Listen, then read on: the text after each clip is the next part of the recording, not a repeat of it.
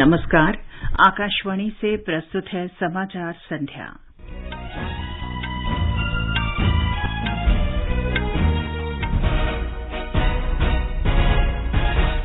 कर्नाटक में विधानसभा चुनाव के लिए प्रचार आज शाम समाप्त हुआ। बुधवार को होने वाले मतदान के लिए 2613 प्रत्याशी मैदान में।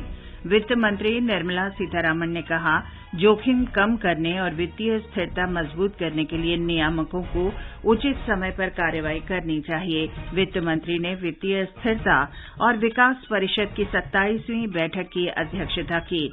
रक्षा मंत्री राजनाथ सिंह ने चंडीगढ़ में भारतीय वायुसेना हेरिटेज सेंटर का उद्घाटन किया।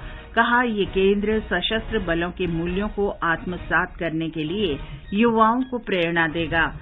दक्षिण पूर्व बंगाल की खाड़ी और दक्षिण अंडमान सागर के ऊपर बना कम दबाव का क्षेत्र बुधवार तक चक्रवात में बदलने के आसार। और आईपीएल क्रिकेट में कोलकाता नाइट राइडर्स और पंजाब किंग्स के बीच कोलकाता में मैच जारी। समाचार संध्या के साथ मैं चंद्रिका जोशी। कर्नाटक में विधानसभा चुनाव के लिए प्रचार आज शाम 6 बजे से समाप्त हो गया।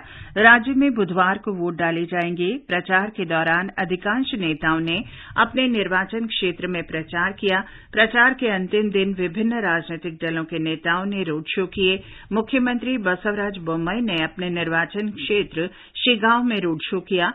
राज्य के पूर्व मुख्यमंत्री बीएस येडियुरप्पा ने विश्वास व्यक्त किया कि भाजपा विधानसभा चुनाव में 130 से 135 सीटें जीतेगी। कांग्रेस अध्यक्ष मल्लिकार्जुन खड़गे ने कलबुर्गी, दक्षिण और बेल्लारी विधानसभा क्षेत्रों में जनसभाएं की। कांग्रेस के प्रदेश अध्यक्ष डॉ शिव कुमार ने कनकपुरा में चुनाव प्रचार किया। पार्टी नेता राहुल गांधी ने आज बस में सवार कॉलेज की छात्राओं और कामकाजी महिलाओं को कांग्रेस पार्टी के घोषणा पत्र के बारे में महिलाओं के लिए किए गए वायदों की जानकारी दी। प्रियंका गांधी ने बेंगलुरु के विजयनगर में जनसभा की। जनता दल सेक्यूलर के प्रमुख एचडी देवेगौड़ा ने मल्लावल्ली, होले नारासीपुरा, हासन और रामनगर में प्रचार किया। आम आदमी पार्टी के नेताओं ने बेंगलुरु में रोड शो किया। कर्नाटक में 2613 उम्मीदवार चुनाव मैदान में हैं। हमारे संवाददाता ने बताया है कि इस बार मैदान में ऐसे कई उम्मीदवार हैं जिनको अभी तक हार का सामना नहीं करना पड़ा। कांग्रेस उम्मीदवार आरवी देशपांडे उत्तर कन्नड़ा जिले की हड़ियाड़ सीट से 9वीं बार चुनाव लड़ रहे हैं। अगर उन्हें जीत मिलती है तो वे कांग्रेस के राष्ट्रीय अध्यक्ष मल्लिकार्जुन खड़गे के लगातार 8 बार की जीत के रिकॉर्ड को तोड़ देंगे। भाजपा के वरिष्ठ नेता बीएस येडियुरप्पा शिकारीपुरा सीट से 8 बार चुनाव जीते हैं। इस बार उन्होंने ये सीट अपने बेटे बीवाई विजेंद्रा को दी है। कांग्रेस के प्रदेश अध्यक्ष डीके शिव कुमार 7 बार विधायक चुने गए हैं। 2 बार मुख्यमंत्री रह चुके जेडीएस के नेता एसडी कुमारस्वामी 4 बार विधायक और 2 बार सांसद रहे हैं। सुधींद्रा के साथ आकाशवाणी समाचार के लिए बेंगलुरु से मैं आदित्य शुक्ला।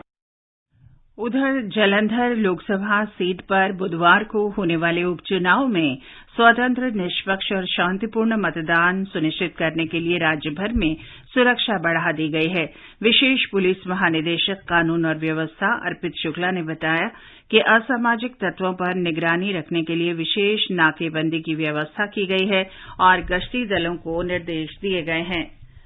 वित्त मंत्री निर्मला सीतारामन ने कहा है कि वित्तीय स्थिरता को मजबूती देने और वित्तीय जोखिम को कम करने के लिए नियामकों को उपयुक्त और समय से कार्रवाई करनी चाहिए।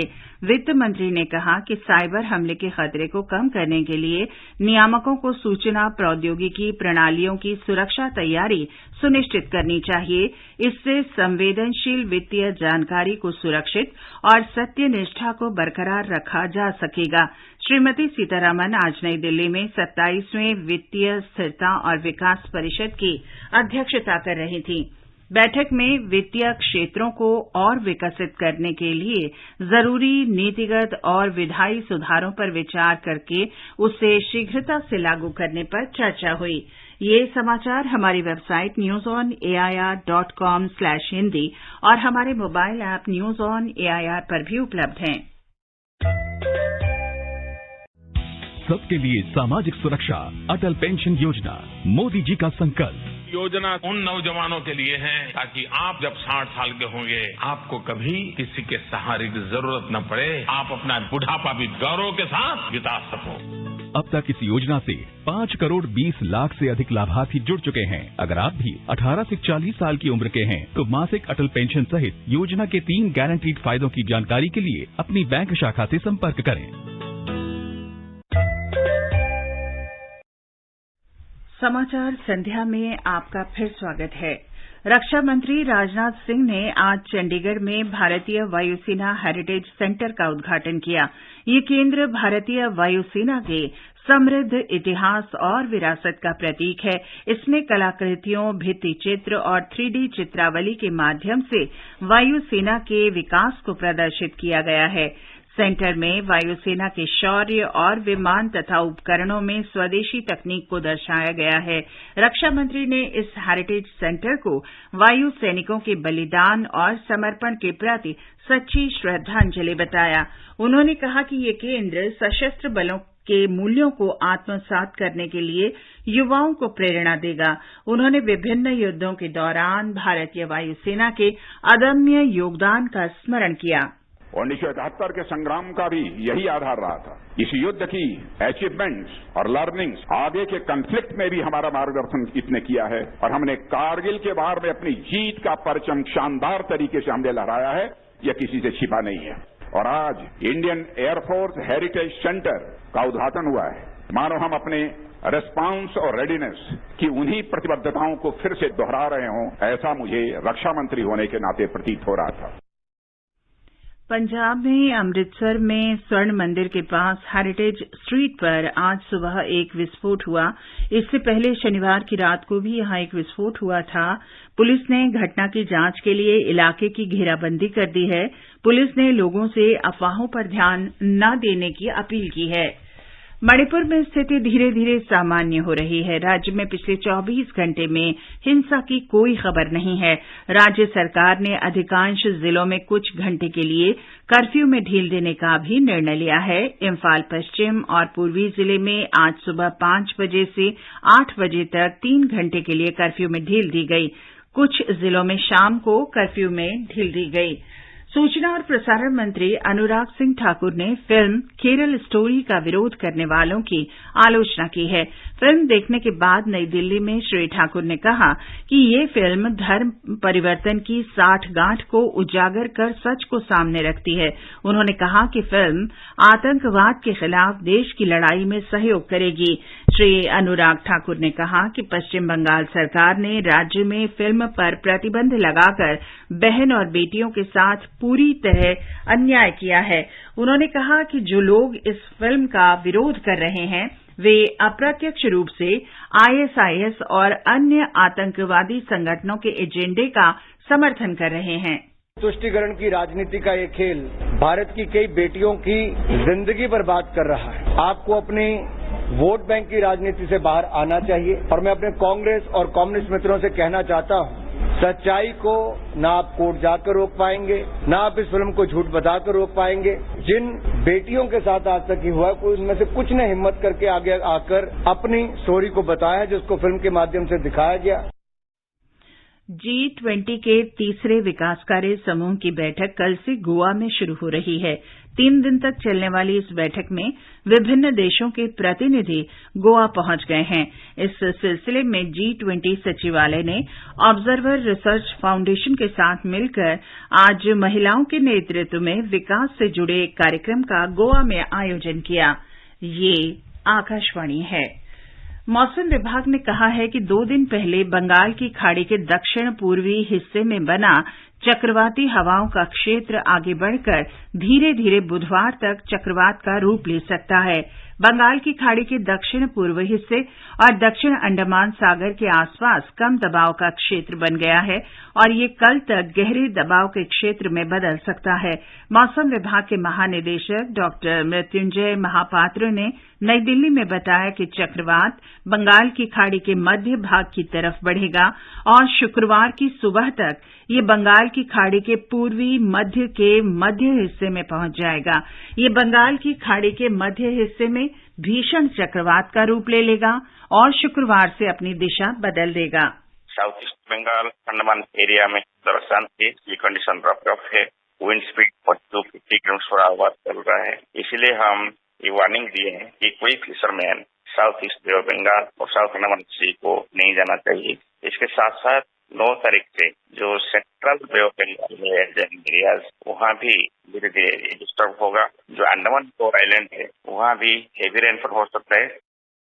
आकाशवाणी के समाचार सेवा प्रभाग से फोन इन कार्यक्रम पब्लिक स्पीक में आज रात 9:30 बजे राष्ट्रीय आपदा प्रबंधन प्राधिकरण के सदस्य सचिव कमल किशोर के साथ चक्रवात सुरक्षा उपाय और तैयारी विषय पर विशेष चर्चा प्रसारित की जाएगी। कार्यक्रम के दौरान टेलीफोन नंबर 011-2371-7106 और 011-2331-4444 पर फोन करके विशेषज्ञ से श्रोता अपने सवाल पूछ सकते हैं। प्रश्न व्हाट्सएप नंबर 9289094044 पर भी भेजे जा सकते हैं। ये कार्यक्रम एफएम गोल्ड और अतिरिक्त मीटरों पर सुना जा सकता है। भारतीय रेलवे ने इस वर्ष अप्रैल में 12,64,60,000 टन की मासिक ढुलाई दर्ज की है। ये 2022 की इसी अवधि की तुलना में 3.5% अधिक है। इस वर्ष अप्रैल में माल ढुलाई से 13,893 करोड़ रुपए का राजस्व अर्जित हुआ, जबकि पिछले वर्ष अप्रैल में ये राशि लगभग 13,000 करोड़ रुपए थी। इसमें 7% की वृद्धि हुई है।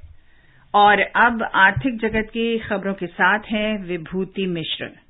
बॉम्बे स्टॉक एक्सचेंज में सेंसेक्स 710 अंक या 1.16% बढ़कर 61,764 पर बंद हुआ। नेशनल स्टॉक का निफ्टी 195 अंक या 1.08% चढ़कर 18,264 पर बंद हुआ।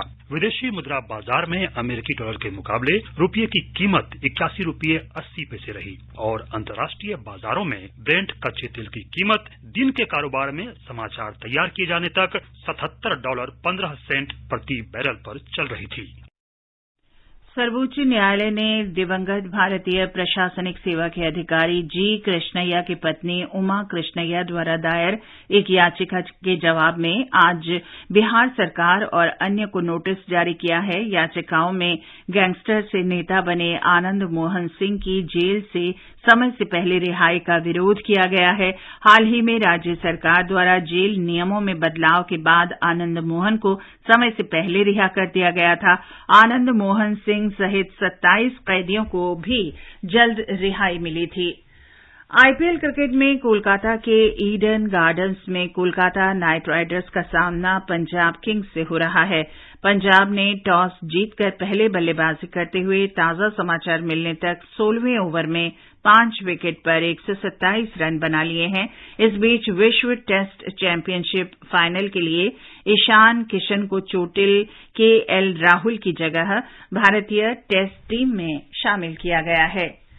कौशल विकास और उद्यमिता मंत्रालय आज देश भर के 200 से अधिक जिलों में प्रधानमंत्री राष्ट्रीय शिक्षुता मेला आयोजित किया। मंत्रालय ने कहा है कि स्थानीय युवाओं को प्रासंगिक शिक्षुता प्रशिक्षण अवसर प्रदान करने के लिए कई स्थानीय व्यवसायों और संगठनों को इस मेले का भाग बनने के लिए आमंत्रित किया गया। ये आयोजन विभिन्न क्षेत्रों का प्रतिनिधित्व करने वाली कई कंपनियों की भागीदारी का गवाह बना। और अंत में मुख्य समाचार एक बार फिर। कर्नाटक में विधानसभा चुनाव के लिए प्रचार आज शाम समाप्त हुआ। बुधवार को होने वाले मतदान के लिए 2613 प्रत्याशी मैदान में। वित्त मंत्री निर्मला सीतारमण ने कहा, जोखिम कम करने और वित्तीय स्थिरता मजबूत करने के लिए नियामकों को उचित समय पर कार्रवाई करनी चाहिए। वित्त मंत्री ने वित्तीय स्थिरता और विकास परिषद की 27वीं बैठक की अध्यक्षता की। रक्षा मंत्री राजनाथ सिंह ने चंडीगढ़ में भारतीय वायुसेना हेरिटेज सेंटर का उद्घाटन किया। कहा, ये केंद्र सशस्त्र बलों के मूल्यों को आत्मसात करने के लिए युवाओं को प्रेरणा देगा। दक्षिण पूर्व बंगाल की खाड़ी और दक्षिण अंडमान सागर के ऊपर बना कम दबाव के क्षेत्र बुधवार तक चक्रवात में बदलने की आशंका। और आईपीएल क्रिकेट में कोलकाता नाइट राइडर्स और पंजाब किंग्स के बीच कोलकाता में मैच जारी। इसके साथ ही समाचार संध्या का ये अंक समाप्त हुआ। नमस्कार।